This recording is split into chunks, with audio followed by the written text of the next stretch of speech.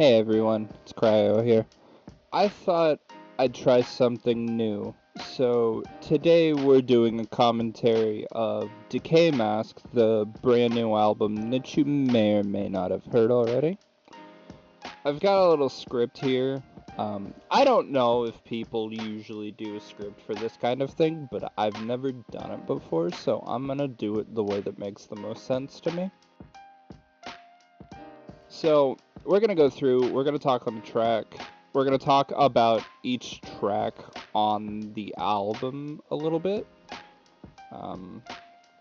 Sometimes I do these on Tumblr years after the fact, but sometimes they aren't always accurate, and I can't really remember anything interesting about the songs. So, sit down, shut up, shut the fuck up, strap in. I do want to say, initially the plan was just to put this on Bandcamp. It's probably going to go up on YouTube too. So, if you're listening on Bandcamp, thank you for purchasing the album. Every little bit of support means the world to me. If you're listening on YouTube, also thank you for the support. I forgot to say this during the initial recording, but if you are watching this on YouTube, be warned, I do swear a lot just in casual conversation. There are also subjects in this commentary that may not be appropriate for children under a certain age. So be aware of that going in. I do have my analytics. I know that a decent chunk of you are actually not children and can probably hear me saying the word fuck. But just sort of a heads up before we get into it. I don't want anyone going into probably their first instance of ever hearing my voice and being like, this isn't appropriate for children. You're right, it's not, because I don't make shit for children. That's not what I'm interested in. But yeah, just wanted to give you that heads up. And alright, well, let's just get into it. So first I want to start with a little bit of an outline on the album. Decay was a sort of amalgamation of Void Null music, old KryoYmir music, and there's even an AD song in here. Recording of this album initially under the Void Null name went kind of on and off for, I want to say, probably about 4 years. It was something that I've really struggled with. Like, harder, edgier music like this has never really been my forte. So it would, like, start and stop and start and stop and really just didn't ever go anywhere. But finally, certain events in my life last year led to the album starting to take on a cohesive shape. And as that shape came into a sharper focus, I realized that a lot of the hangups I was having that were sort of causing these struggles were really stupid. My big concern was, like, releasing music under KryoYmir that was, like, too heavy, too dark, too edgy. And I personally, I don't really think this matters. I think that if you're a fan of someone, you're willing to listen to them regardless of what they put out. Not saying that you, like, blindly enjoy everything that someone puts out, just more that you're willing to give it a chance. Like, for example, one of my favorite bands is 9 Inch Nails, and they have a movie score coming out in about a month, less than a month of me recording this, actually. And, like, that excites me. It's very new, very different. Like, the lead single off that is, like, very old school EBM, like, very techno, something that they haven't really done to this extent before. And that excites me. Like, I'm really interested in that. So, if you haven't listened to the album, first of all, why are you listening to this if you haven't listened to the album? But please give it a try. I just ask that you go into it with an open mind, and if you hate it, fair.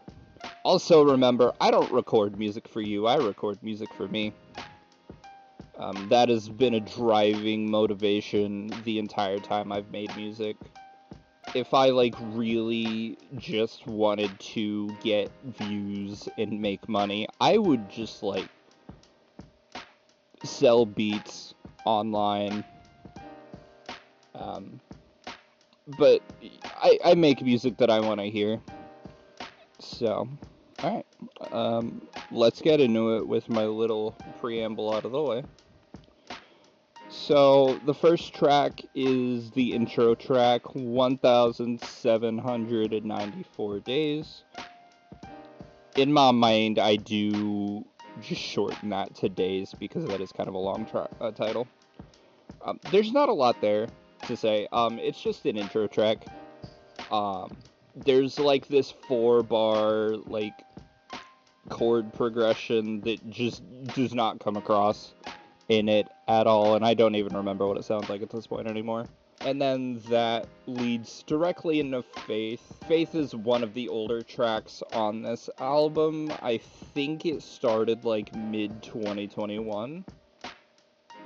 It probably would have been like somewhere around there, like that summer I was trying a lot of stuff. It's just like this pounding EBM track. It's just got like a really basic like kick snare pattern with just a repeating bass line, and you know, different elements sort of join in and drop out throughout the song. The part that I had the biggest struggle with was the coda, actually. I kept experimenting with like different synths and different ways to end it, and like none of them were satisfying, which is part of the reason that it just like has that hard cut off. Because like, what's the best way to end a song? Just fucking end it. The thing that really solidified it for me was like lightly mutating the bass line at the end and then running that last synth through a guitar amp. It just gives this little extra grit that I really enjoyed. And the title, Faith, it had initially had this sample in the intro about like two people discussing religion and whether or not they believed in it. I cut it because I didn't really think it served the track at all. And also, this a little edgy. That's pushing it a bit for my music, and I didn't really want to rock the boat by like having the sample in it that was just like, religion's fucking stupid. Because that is kind of what the sample was it was just kind of like a mockery of the concept. And having said that, I do feel the need to clarify, like, believe what you believe. I personally don't have any strong beliefs in that regard. I don't think there's anything wrong with having them, as long as you have them and you're not forcing them on other people and trying to dictate their lives based on that. Like, remember, your religion says you can't do that, not that I can't do that. And that's sort of how I look at everything, I guess. You know, believe what you want, feel what you want. Just remember that other people are entitled to the right to believe differently, and what you believe does not dictate anyone else's life. I've spent a lot of time on this song. Let me move on. The next song is We Are Machine. I really left this one alone except for the coda. It's just a lot heavier, a lot dirtier. With like that big synth and those drums, it just really sounded complete in a way that it never did under Void Null on that EP. And These are actually the only clear vocals in the entire album. And they're just a text-to-speech program. I was experimenting with that a lot in 2021 because I was listening to a lot of Combat Christ, and if you've ever listened to their early music, like specifically Everybody Hates You, just a lot of text-to-speech programs for vocals. I'm gonna take a drink of this nice, crisp, cold Monster real quick. Not sponsored. Alrighty, so Teardrop was obviously the lead single off the album. It started with a Somatics melody that I had bought in a pack and really enjoyed. Yes, I don't write every single melody in my music, sue me. The song was another like mid-2021 thing that I struggled with a lot over the years. It didn't really start coming into focus until like the beginning of this year. So the basic structure is like build up, drop, bridge, coda. That second build up was actually a leftover from a different version of the song that I had tried out. It sort of like subtly changes the chord progression and rewrites the melody, and I really enjoyed it, and so I made sure to work it into this.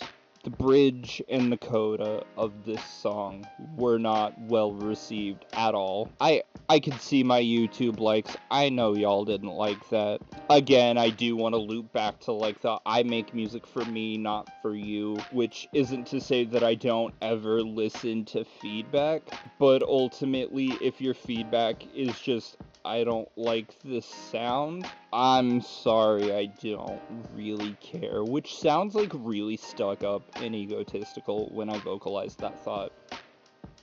I think that making music for everyone but yourself is the easiest way to just not enjoy anything. That's what you should start with. If you're like struggling to start making music, make what you want to hear and then worry about what other people want to hear. That's really the only advice I have for you. But anyway, the reason the bridge and the coda ended up sounding like that was I was listening to a lot of hyperpop at the time, and I wanted to incorporate some of those sounds, but still like keep it me. It led to this like weird sort of like in between that I still really liked, so deal with it. The first interlude, Riverbed, is actually a very heavily manipulated version of Take Me to the River, which was a bonus track on the Void Null EP. After a bit of silence in Over Out, then the song plays. I had initially wanted to re-record it for this album. After actually doing that, it didn't fit, like, at all. So I decided to just not. But this way, it's still, like, it's on the album spiritually. Eyes of Void is a re-recorded song off of the EP. There's not a lot to say here. I completely re-recorded it, but it does end up sounding really similar, because I do think that I got it right the first time.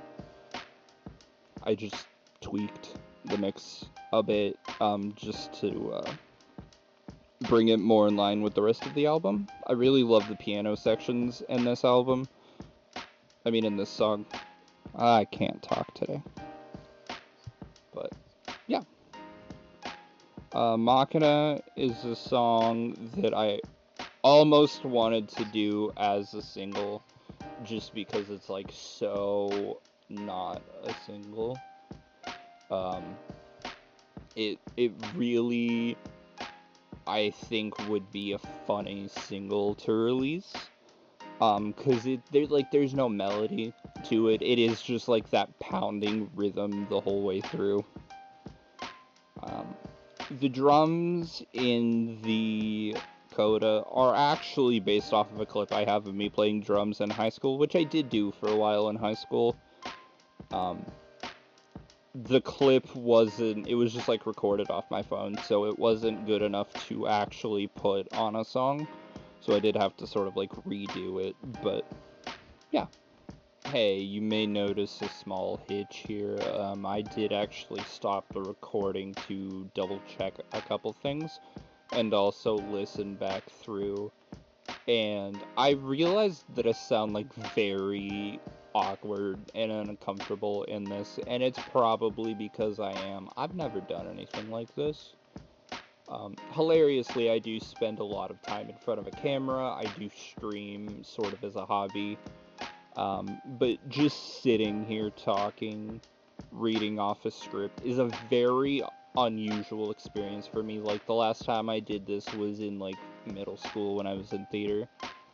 Yeah, I was a theater kid. If you know me personally, this isn't a surprise.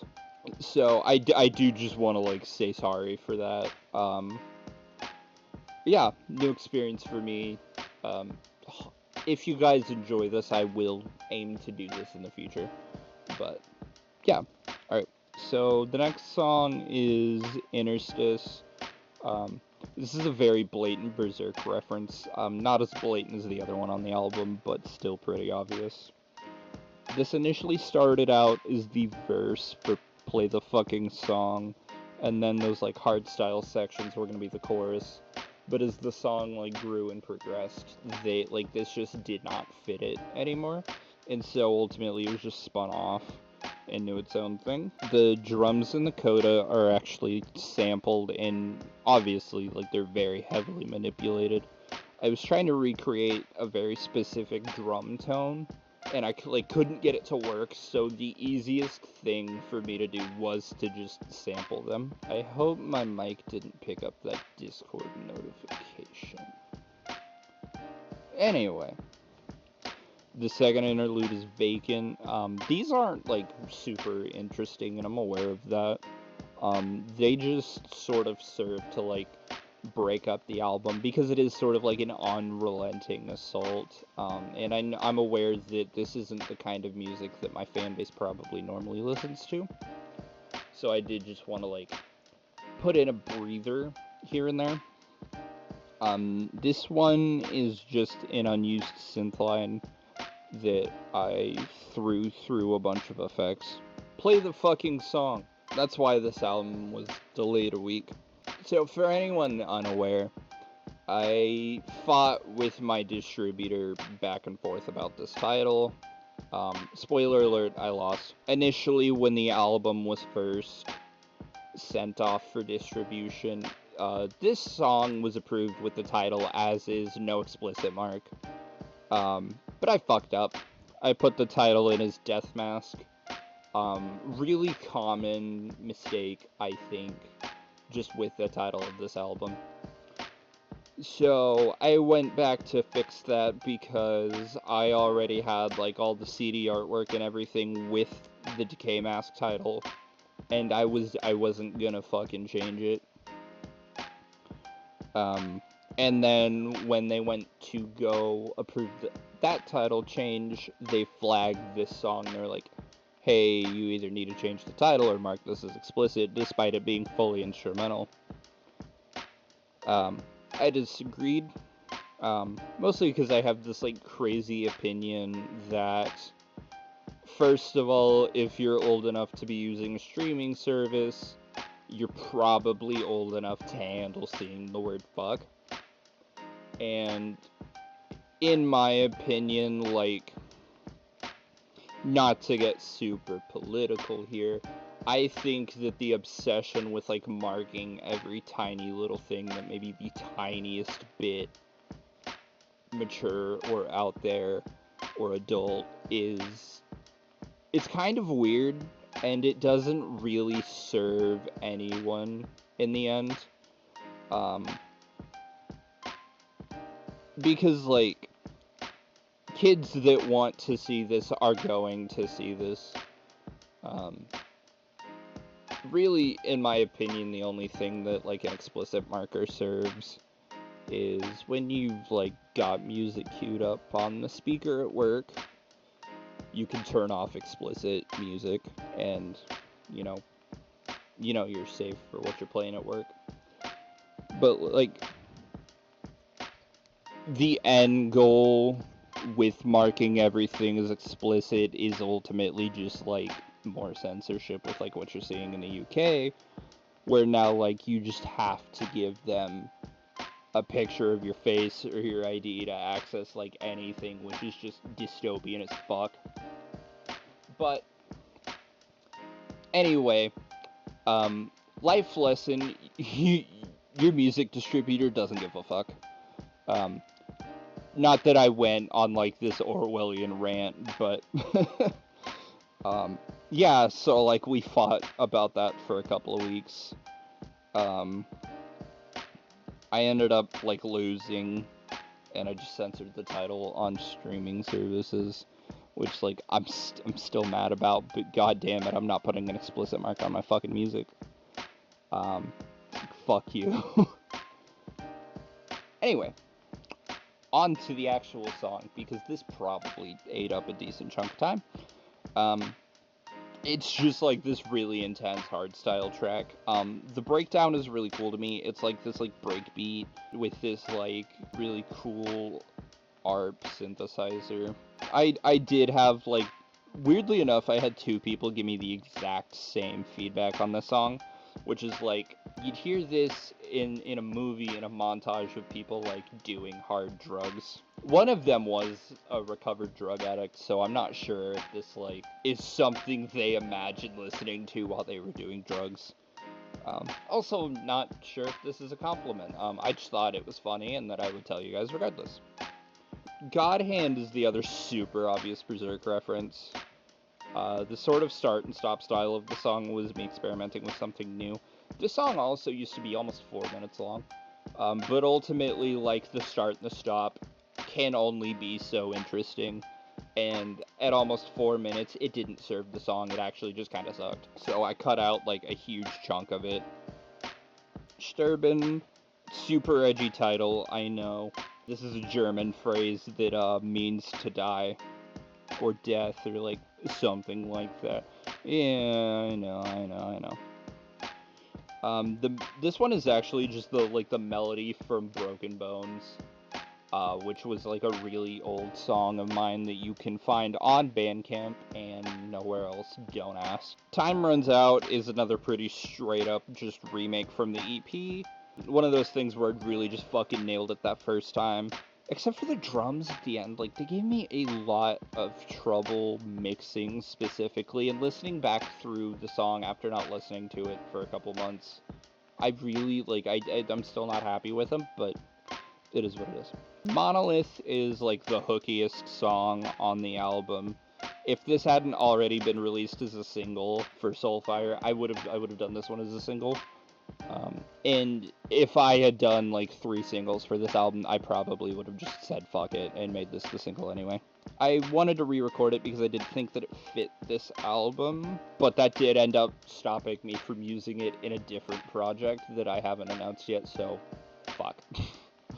Conceptually, this song is pretty much the exact same. I just updated a lot of the synths and tweaked the mix a bit. If you listen to Soulfire, like, the song won't be anything new to you. This isn't, like, a drastic reimagining. But I do feel like this song has finally reached its full potential. Collapse. First off, if you listen to this song on YouTube, you have the wrong mix. I'm sorry, I'm not fixing it. The first mix of this song, the chorus drums were actually just a tad too low in the mix. Like, the kick just kind of completely disappeared under everything else, and so I had to go back and just, like, tweak that a bit.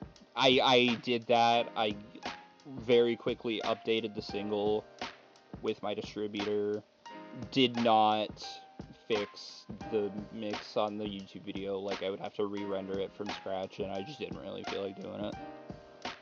My bad. The song initially had, like, 3 repetitions of the chorus, but, like, that sort of, like, fake out, like, verse pre-chorus back into the verse in the pre-chorus was a little more interesting, and it also just flowed a lot better. The drums were very fun. Another thing that's based off of a clip of me playing in high school. Again, don't have the clip in a quality that would make it worth listening to. But, yeah. Over, out, the song is almost exactly the same as it was on the EP. I love it too much. There's just, like, a couple extra synths at the end. and then it flows directly into the outro, Failure, which sounds really coherent and cohesive. It's not. There's samples from Faith, and that's sort of like the majority of it, and then some stuff from Power Failure. I had wanted to remake that song for this, but everything I tried, like, it just didn't sound good. And then dropping the original recording in completely destroyed the flow and, like, the overall sense of quality and polish that this album had. So it's just forever confined to being a Void Null single. Just, like, get down and turn that shit up. The last, like, fun fact I have for it is that a friend of mine is actually singing in the background. There's not lyrics, like, the track is reversed and blurred. It's just, like, wordless gibberish. She was just kind of, like, freestyling, and then I, like, gently bumped it into the key when she got a little off track.